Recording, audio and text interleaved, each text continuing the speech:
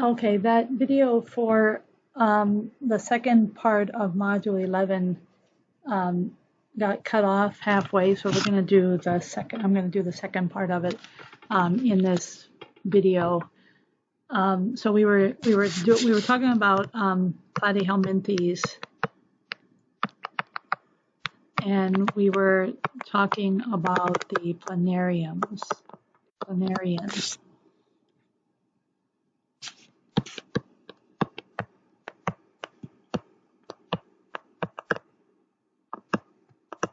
So I showed you a video, in the previous one you saw the video where these platyhelminthes, the planarians, are able to reproduce by regeneration. So if you cut them in half, or if you cut them into 5 pieces, each of those pieces will grow into another worm.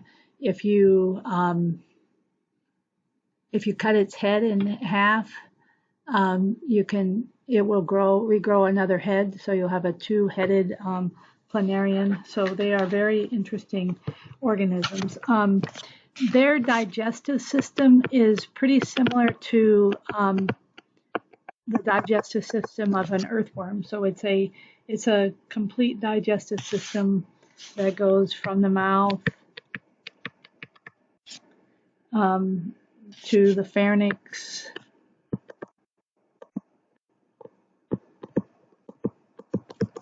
to the intestine. The one thing that is different, what is different though about the planaria is that the planarian does not have a circulatory system. So remember in the earthworm that the nutrients, once the nutrients were digested, and once the food was digested in the digestive system, then in the small intestine, those nutrients move into the bloodstream. Well, the planarians, they are so thin that they don't need a circulatory system. So the nutrients are able to just diffuse or just move right in directly into the cells, rather than having to be transported by the circulatory system. If we look at the nervous system for the planarium, they do have a bundle of nerve tissue at their front end that is basically a brain.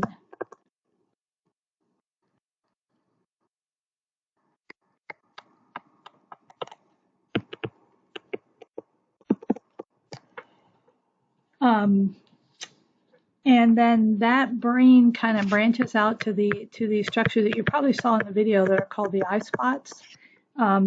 And they can't really see with those, but what they can do is they can sense light, and they will move toward the light, and it can be used to help them find food. They do have other nerves that can sense things like taste and smell and touch. But the eye spots are used to sense light, and then they will move toward that light. I'm just going to show this quick video. The chemosensory cells on the lobes are used to locate the food. Through rhythmic contraction of the muscular pharynx, flexible symmetry, and cephalization, the localization of the sense organs in the head region. A pair of ocelli, light-sensitive eye spots, there you can see are those eye located toward the spots. That's center really of what the I head. wanted you to see there, where Lobes the eye extending spots from on the either side of the planarium. head. Okay, so we'll stop there with that. Okay, so I think that's all we need to say about the planarian. Now, another member of Platyhelminthes that is important for us to talk about, really two. One is the tapeworm.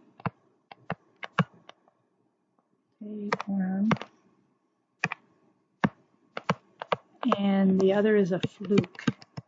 And both of these are parasites. And they both will have kind of suction devices that they use to hold on to their host. So these organisms live inside a host, and they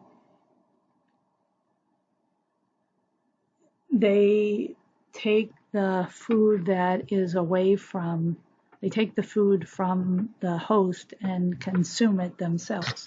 So because they live in the intestines, they do not need to have a digestive system because the host will digest the food, and then all they need to do is consume it.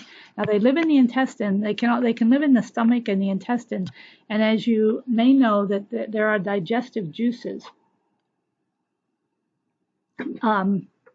However, they have a substance that that coats them, kind of like a mucousy type substance that is able to protect them from the digestive juices. I want to show you a picture here. So this picture was taken from a medical journal, and it shows a man. This was in India, and it shows a man who presented to a hospital or clinic with abdominal pain, diarrhea, loss of weight, those types of symptoms, which are typical symptoms for someone who has a tapeworm. And what they did in this case, they don't usually, this is not a typical way to treat to extract the tapeworm, but they took a long hook-like device, and they were able to thread that down through the esophagus right down into the stomach and intestine, and they pulled the tapeworm out in one piece. So this down below is the tapeworm. It was like 5 to 6 feet long. So using X-ray to guide them, they were able to pull this tapeworm out in one piece. There was about a year ago, there was an article that was published about a man in California who had contracted tapeworm by eating sushi. Salmon the tapeworm is particularly common in salmon. And so this man, he reported that he eats sushi nearly every day of the week, and he was going to the bathroom and he noticed pieces of worm coming out. He collected them in a bag, took them to the emergency room with him, and was diagnosed with tapeworm.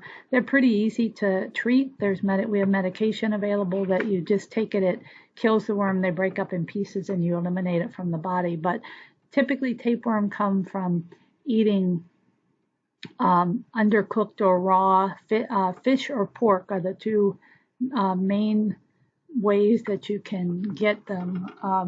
Not terribly common in this country, but they do occur. I want to show you another video.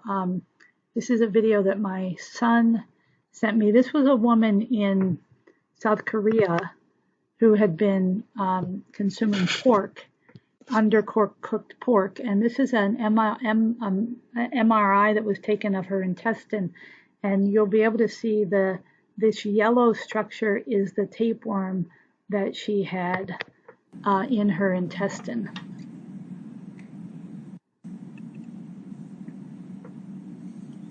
So that yellow, remember we said they're flatworms, so you can see that it is flat, and this is in her intestine. Watch it one more time.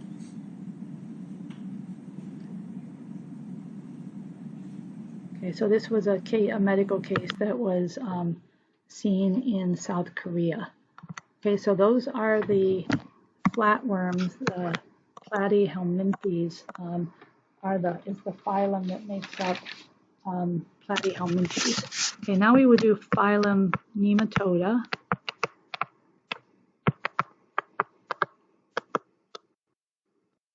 And these are considered the roundworms. And again, many of them are parasites.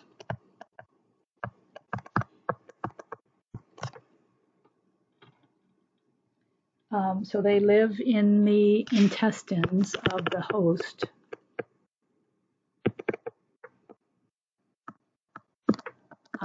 And they will consume the, they'll eat the food and they'll eat the blood from the intestine, and symptoms include such things as anemia, pain, diarrhea. You'll lose weight. There are some pictures in your book on figure 11.10. I don't have it here that I can show it to you, but when you look at there's different types, and one of the things that you'll notice is they often have these hooks, and they use those hooks to attach themselves to the intestines while they feed from the host. One member of phylum Nematoda that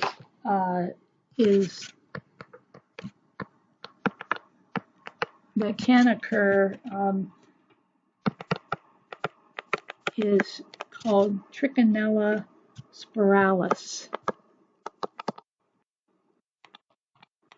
And humans can get this from eating undercooked pork. So usually we are told that you need to cook pork to at least 160 degrees Fahrenheit to kill any kind of parasites that might be in it. But what happens with Trichinella spiralis is that the adults of this worm, they live in the pig intestines. And then when they reproduce,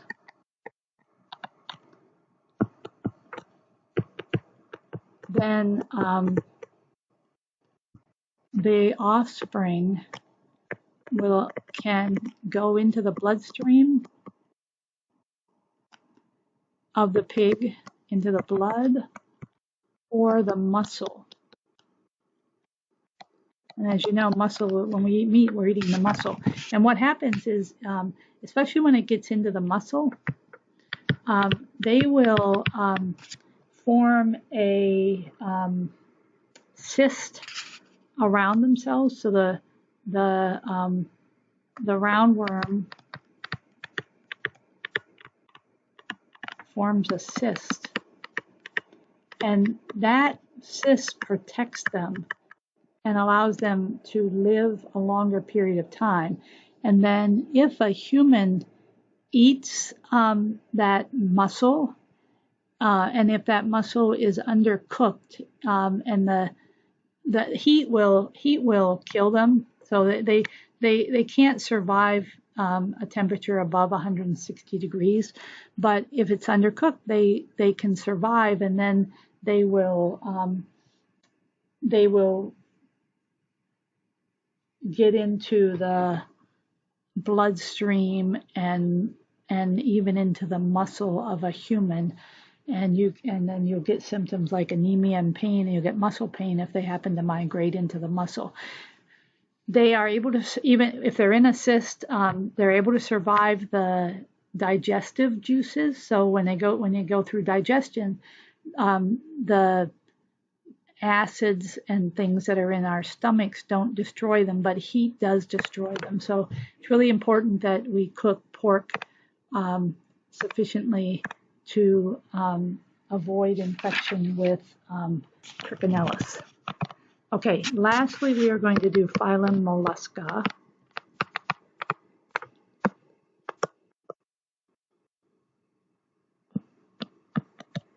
And this phylum includes clams, oysters, snails, squid, octopus. All of those are members of phylum Mollusca. And some of these, like clam and oysters, as you probably know, they consist of two shells with like a hinge between them. And so they are called bivalves. So two shells. A snail only has one shell, so it is called a univalve. And then things like squid and octopus don't really have a shell at all. But so we have bivalves and we have univalves. We're going to primarily talk about the snail, but there are some structures that members of this phylum have. They have a mantle. Some of them have a shell. They have a foot, and then they have something called the radula. So what the mantle is it's basically a mass of tissue. And this is where the organs are present. And because the organs are there will tend to be a lot of blood vessels. And it's also the mantle that makes the shell. So it will use either calcium carbonate, or it might use silica to make the shell, but it's the mantle that does that. And then the shell is used primarily for protection of the organism. The foot is used for locomotion.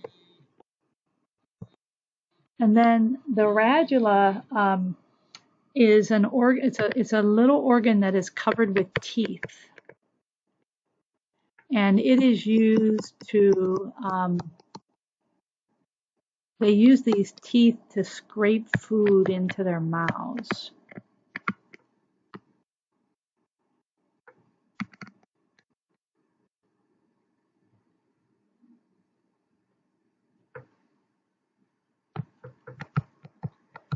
So we can see all of these structures if we look at a snail.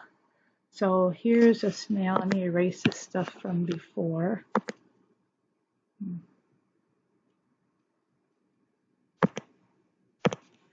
Okay, so here's a snail, and if we just look at the external part of it, we can see here, so this would be the foot. So this is the foot here, and then we have the shell. They also have tentacles that are sensory organs, so they're like feelers, but some of them also have eyes on the end of their tentacles, so they're a sensory organ for feeling and for seeing. And then if we look at the internal aspect of a snail, so again, this is the foot here. It's a muscular layer of the foot. And then, so we're looking underneath the shell. So they show the shell outlined here, but then inside the shell, it's basically just the organs. So the green thing here represents the intestine. And then, as I said, because the organs are here, then there'll also be a rich blood supply, so a lot of blood vessels in there as well. And then, like, the heart is here, different parts of the digestive system is there. Here's the intestine, and then so it's a complete digestive system. Food comes in the mouth, and then it leaves through the anus. And then, as I said before, there is the other structure that they will have is this thing that's called a radula. It's right here by the mouth, and maybe from there you can't see it, but it's a structure that looks like this, and then it has teeth on it, and they use those teeth to scrape food into the mouth, and they will eat plant material, so they will also use the radula to grate plant material.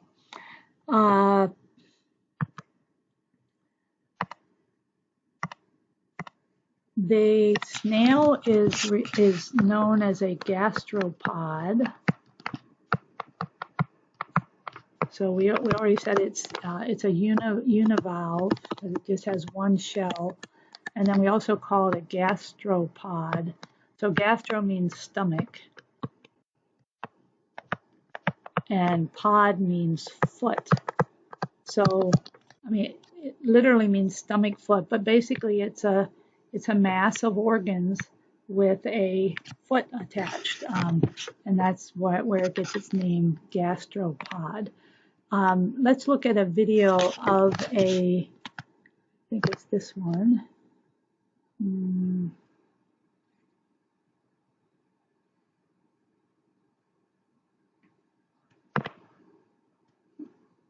I have a short little video. We should be able to see the snail moving. Yeah, here's one. So this is just a video that you can see the snail moving. So you can see that muscular foot with the antenna. And then what they do is they lay down a layer of slime, and then they glide along that slime. And then underneath their shell would be all of the internal organs, the heart and the intestinal tract would be inside there. Okay, so we'll stop that there. Heart rate's 120. So I think that is it then for the phylum Mollusca. If you ever study marine biology, you would study the octopus and squid in much more detail, but in a course like biology, we just don't have time to go into a lot of detail with every organism. So when we get together to do labs, we will dissect earthworms as an invertebrate that is a member of basically the worm family. Okay, that's it for this one.